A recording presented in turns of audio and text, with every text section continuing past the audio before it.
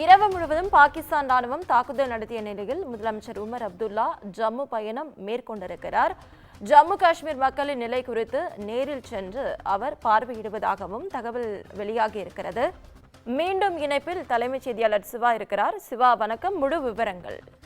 இந்த எல்லை பதற்றம் காரணமாக தற்போது ஓய்வு பெற்ற ராணுவ அதிகாரி தெரிவித்த அந்த கருத்து போல தரைப்படை முழுமையாக இறங்கினால் மட்டும்தான் போர் முழுமையாக உறுதி செய்யப்பட்டதாக கருதப்படும். ஆனால் தற்போது செய்யக்கூடியது பாகிஸ்தானுக்கு ஆதரவாக பயங்கரவாதிகளும் பாகிஸ்தானும் இணைந்து நடத்தக்கூடிய இந்த தாக்குதல் தான் தற்போது வரை நடைபெற்றுக் கொண்டிருக்கிறது. அந்த தாக்குதல்களை இந்தியா தொடர்ந்து முறியடித்துக் கொண்டிருக்கிறது. இந்த ஒரு போர் பதற்றமான ஒரு சூழல் காரணமாக பல்வேறு விமான நிலையங்கள், குறிப்பாக ஜம்மு காஷ்மீர், சண்டிகர், குல்லு, லூதியானா உட்பட நாடு முழுவதும் இருக்கக்கூடிய 24 விமான நிலையங்கள் மூடப்பட்டிருப்பதாகவும் உச்சகட்ட ஒரு பாதுகாப்பை விமான நிலையங்களுக்கு வழங்க வேண்டும் என்பதற்காக NSG கமாண்டர்களுடைய பாதுகாப்பும் வழங்கப்பட்டிருக்கிறது.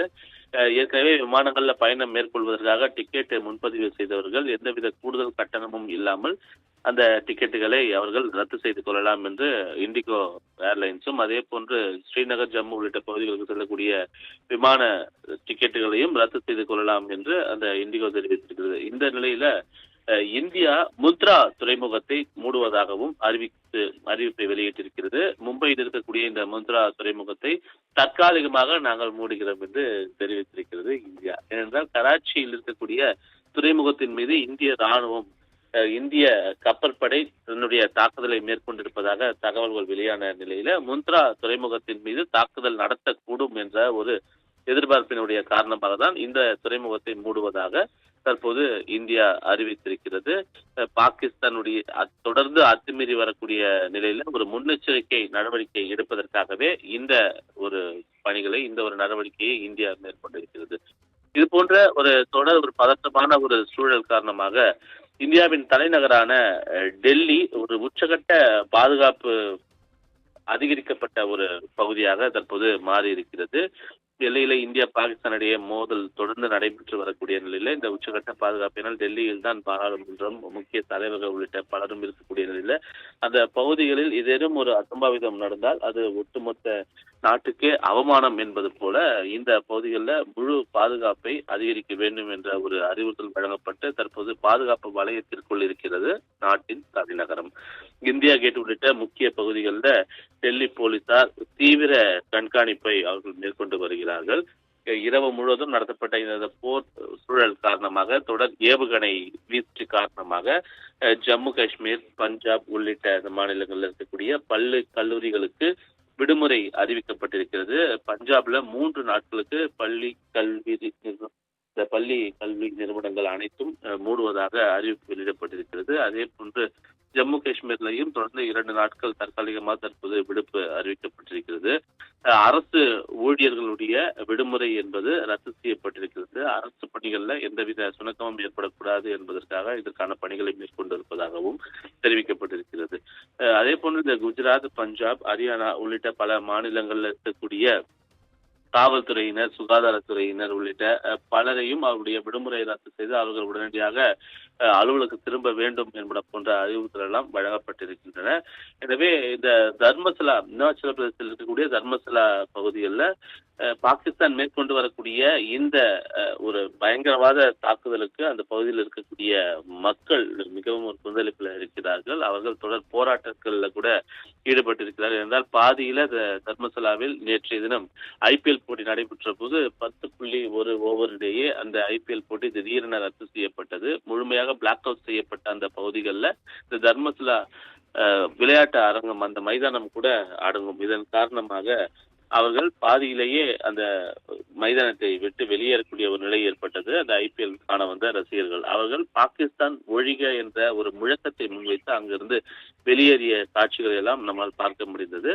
எனவே இது போன்ற ஒரு பதற்றமான ஒரு சூழல் தொடர்ந்து பாகிஸ்தானுடைய அந்த ஏவுகணைகள், பாகிஸ்தானுடைய போர் விமானங்கள் போன்ற பலவற்றையும் இந்தியா தொடர் தாக்குதல் நடத்தி, இடைமறித்து தாக்குதல் நடத்தி அதனை முறியடித்திருக்கிறது.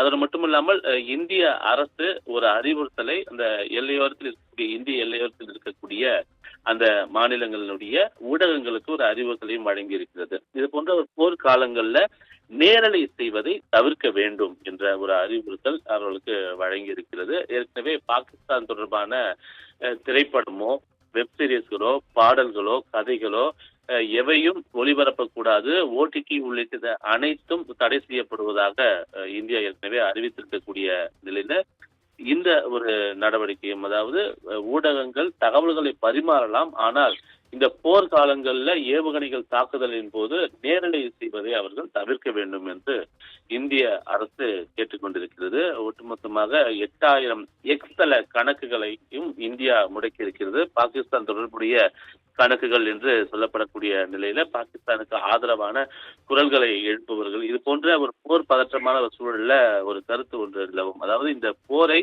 கொண்டாடுபவர்கள் போரில் பங்கேற்க மாட்டார்கள், போரில் பங்கேற்பவர்கள் போரை கொண்டாட மாட்டார்கள் என்ற ஒரு கருத்து தொடர்ந்து பல நாட்களாக இருக்கிறது. அந்த கருத்துப்படி ஒரு சிலர் இந்த போரை உற்சாகமாக பெருமையாக ஒரு கொண்டாட்டமாகவே கருதுகிறார்கள். ஆனால் இந்த போர் என்பது ஒரு 2 நாடுகளுக்கிடையே நடைபெறக்கூடிய போர் என்பது ஏதேனும் ஒரு உயிரை நிச்சயமாக பலிவாங்கக்கூடிய ஒரு நடவடிக்கைகள்ல ஈடுபடும். அது போன்ற ஒரு சம்பவம் என்பது எவரும் விரும்பக்கூடிய ஒரு சம்பவமாக இருக்காது. அதன் காரணமாக இந்த போர் கொண்டாடக்கூடியது அல்ல, உரிமைகளை மீட்டெடுக்கக்கூடியது, உரிய பதிலடி கொடுப்பதற்காக மட்டும்தான் இந்த போர் நடத்தப்படுகிறது என்பதனை இந்தியா தொடர்ந்து தெரிவித்து வரக்கூடிய நிலையில வதந்திகளை இது போன்ற எக்ஸ் வலைதளத்தின் மூலமாக வதந்திகளை பரப்புவர்கள், அதே போன்று பாகிஸ்தானுக்கு ஒரு ஆதரவு நிலைப்பாட்டை எடுப்பவர்கள் போன்றவர்களுடைய கணக்குகள் சுமார் ஒரு 8000 கணக்குகள் என்பது தற்போது முடக்கப்பட்டிருப்பதாக இந்திய அரசு தெரிவித்திருக்கிறது. இந்த தாக்குதல்ல இந்தியா பயன்படுத்தி வரக்கூடிய பல்வேறு போர் விமானங்கள், பல்வேறு ஏவுகணைகள் போன்றவற்றினுடைய உதவி என்பது தற்போது கூடுதல் பலமாக இந்தியாவுக்கு கை கொடுக்கக்கூடிய வகையில பாகிஸ்தானுடைய அந்த அச்சுறுத்தல், பாகிஸ்தானுக்கே மீண்டும் அச்சுறுத்தலை வழங்கக்கூடிய வகையில் வான்வழி தாக்குதலிலே பாதியிலேயே இந்த ஏவுகணை எல்லாம் இடைமறித்து தாக்குதல் நடத்தக்கூடிய ஒரு மிகப்பெரிய ஒரு அசாத்திய பணிகளை இந்திய ராணுவம் மேற்கொண்டு வருகிறது. இந்த தாக்குதல்ல பாகிஸ்தானுடைய பல்வேறு போர் விமானங்கள் வான்வழியிலேயே தகர்த்தெறியப்பட்டிருக்கின்றன. குறிப்பாக அவர்கள் பெரிதும் நம்பியிருந்த பல்வேறு போர் விமானங்கள், JF-17 போன்ற போர் ரக விமானங்கள், F-16 ஃபைட்டர் ஜெட் போன்ற அந்த விமானங்கள் போன்றவை எல்லாம் அவர்கள் மிகவும் ஒரு நம்பிய ஒரு விமானங்களாக இருந்தன. கிட்டத்தட்ட ஒரு $25 மில்லியன் இருந்து ஒரு $50 மில்லியன் வரை இந்த போர் விமானங்களுக்காக பாகிஸ்தான் செலவிட்டிருக்கிறது, ஒவ்வொரு போர் விமானங்களுக்கும். குறிப்பாக இந்த F-16 பொறுத்தவரை இந்த F-16 போர் ரக விமானம் என்பது மணிக்கு 1600 கிலோமீட்டர் வேகத்துல செல்லக்கூடிய ஒன்று. தரை மட்டத்திலிருந்து 50,000 அடி உயரத்துல பறக்கக்கூடிய ஒரு திறன் வாய்ந்ததாகவும் 5400 லிட்டர் எரிபொருளை தாங்கக்கூடிய வகையிலும் 17,000 கிலோ வரை பொருட்களை தாங்கி செல்லக்கூடிய சக்தி வாய்ந்ததாகவும், இலக்குகளை 3200 கிலோமீட்டருக்கு அப்பால் இலக்குகள் இருந்தாலும் அதனை தாக்கக்கூடிய ஒரு திறன் படைத்ததாக இந்த F-16 ரக போர் விமானங்கள் இருக்கிறது. இதனை தான் பாகிஸ்தான் நேற்று தினம் பயன்படுத்தி இருந்தது. இந்த F-16 போர் விமானங்களை தகர்த்தெறிந்தது இந்திய ராணுவம். அதே போன்றுதான் JF-17 போர் ரக விமானம். குறிப்பாக 1400 கிலோமீட்டர் தொலைவில் இருக்கக்கூடிய இலக்கை அழிக்கக்கூடிய ஒரு வல்லமை படைத்தது இந்த JF-17 என்று சொல்லப்படுகிறது. 13,000 கிலோ வரை சுமந்து செல்லக்கூடிய ஒரு திறனுடையது, 1900 கிலோமீட்டர் வேகத்துல பயணிக்கக்கூடியது என்பன போன்ற பல்வேறு சிறப்பு அம்சங்கள் இந்த விமானத்திற்கு சொல்லி வந்த நிலையில இதனை பாகிஸ்தான் பெரிதும் நம்பியிருந்த நிலையில இந்த 2 போர் ரக விமானங்களையும் இந்தியாவினுடைய S-400 சக்ரா என்ற அந்த ஏவுகணை மூலமாக முழுமையாக தகர்க்கப்பட்டிருக்கின்றன. அவருடைய முயற்சிகள், அவர்களுக்கு இது மிகப்பெரிய ஒரு பின்னடைவாகவே அவர்கள் இதனை பார்க்கிறார்கள். நேற்று தினம்தான் அவர்களுடைய HQ-9 என்று சொல்லக்கூடிய அந்த ஏவுதலினுடைய ஒரு முக்கிய ஒரு பகுதி, ஒரு தலைமையகமாக இருக்கிறது. ஏவுகணை ஏவக்கூடிய ஒரு மிக முக்கிய பகுதி சீனாவிலிருந்து வாங்கப்பட்ட அந்த முக்கிய ஏவுகணையினுடைய தளம் என்பது இந்தியா அழித்திருப்பதாகவும் அதற்குரிய புகைப்படங்களை எல்லாம் இந்தியா ஆதாரமாக வெளியிட்டிருந்தது. தொடர்ந்து பாகிஸ்தானில் இருக்கக்கூடிய ஒரு சிறிய ராணுவ கட்டமைப்புகள் அவர்கள் வைத்திருந்தாலும் அந்த சிறிய ராணுவ கட்டமைப்புகள் சிறிது சிறிதாக சிதிலமடைந்து வருகிறது. அவர்கள் இந்த போர் அவர்களாக முடிவுக்கு கொண்டு வந்தால் இந்தியா நிச்சயமாக இதனை முடிவுக்கு கொண்டு வரும். அவர்கள் தொடர்ந்தால் நிச்சயமாக பதிலடியும் தாக்குதலும் இருக்கும் என்பதனை இந்தியா தொடர்ந்து தெரிவித்து வரக்கூடிய நிலையில இந்த போர் பதற்றத்தின் போது பொதுமக்களுக்கு ஒரே ஒரு சாமானியர்கள் கூட இதுல உயிரிழக்க கூடாது, அவர்களுக்கு பாதிப்பு வரக்கூடாது என்பதுல இந்தியா தெளிவாக இருக்கிறது. அதன் காரணமாகத்தான் இந்த போரை விரும்பவில்லை என்று தெரிவித்திருக்கிறது. ஆனால் இந்தியாவினுடைய பலம் என்பது மிகப்பெரிய ஒரு அசுர பலம். தற்போது BSF படை வீரர்கள் எல்லாம் பாதுகாப்பு பணியில் ஈடுபடுத்தப்பட்டிருக்கக்கூடிய நிலையில பாகிஸ்தானுடைய BSF படை வீரர்கள் அப்படிங்கிறது 5,50,000 என்ற எண்ணிக்கையில் தான் இருக்கிறது. அதே இந்தியாவை ஒப்பிடுகையில சுமார் 12 லட்சம் பேர், அதாவது இரட்டிப்பை காட்டிலும் அதிகமான BSF படை வீரர்கள் இருக்கக்கூடிய ஒரு நாடுதான் இந்தியா. இது போன்ற பல்வேறு உதாரணங்கள் நம்மால் சொல்ல முடியும். பல்வேறு ஏவுகணைகள், கடற்படையில் இருக்கக்கூடிய கப்பல்கள் போன்ற அசாத்திய சாதனங்கள் கொண்ட கப்பல்கள் எல்லாம் பாகிஸ்தான் வசம் இல்லை என்பதுதான் நிதர்சனமான உண்மை. இது போன்ற பல்வேறு போர் தொழில்நுட்பங்களை கொண்டிருக்கக்கூடிய இந்திய ராணுவத்திடம் மோதுவதற்கு பாகிஸ்தான் அஞ்சி இருந்தாலும் கூட அவர்கள் ஒரு பதற்றத்தின் காரணமாகவே இந்த தாக்குதலை செய்கிறார்கள் என்பதே தற்போதைய ஒரு காலச்சூழலாக இருக்கிறது.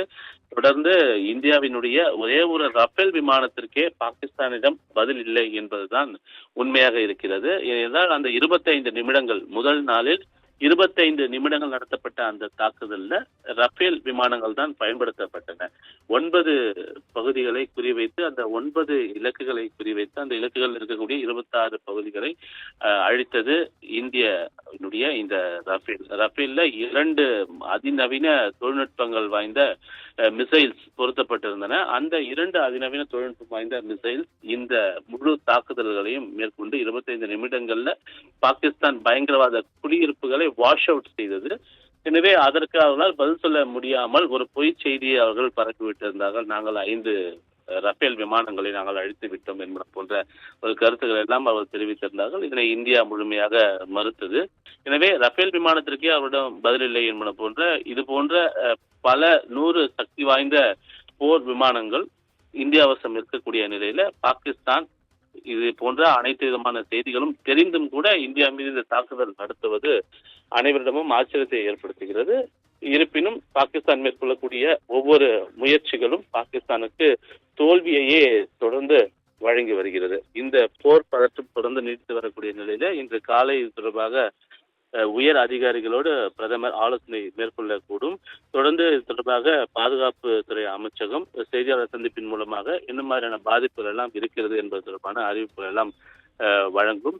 இந்த பகுதிகளில் ஏற்கனவே பாகிஸ்தான் பகுதிகளில் இருக்கக்கூடிய சியால்கோட், பஹன்பூர் உள்ளிட்ட பல்வேறு பகுதிகளில் இந்தியா மேற்கொண்ட அந்த தாக்குதல் நேற்றைய தினம் பாகிஸ்தானுடைய தாக்குதலுக்கு பதிலடி கொடுக்கக்கூடிய வகையில மீண்டும் இந்த கராச்சி, அதே போன்று இஸ்லாமாபாத், லாகூர், சியால்கோட் உள்ளிட்ட இந்த பகுதிகளெல்லாம் இந்திய ராணுவம் பதிலடி தாக்குதல் நடத்தி இருக்கிறது. பயங்கரவாத குடியிருப்புகள் எல்லாம் மீண்டும் தகர்க்கப்பட்டிருக்கின்றன.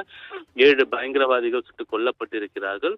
பயங்கரவாதிகளுடன் கைகோர்த்து பாகிஸ்தான் மேற்கொள்ளக்கூடிய இந்த முயற்சிகள் துவம்சமாக்கப்பட்டிருக்கிறது. எனவே இந்த தாக்குதல்கள் இனியும் தொடர்ந்தால் உரிய பதிலடியை இந்தியா வழங்க தயங்காது என்ற ஒரு நிலைப்பாட்டில் தான் இந்திய ராணுவம் முழு வீச்சில் 24 மணி நேரமும் தொடர்ந்து கண்காணிப்புல இருந்து வருகிறது.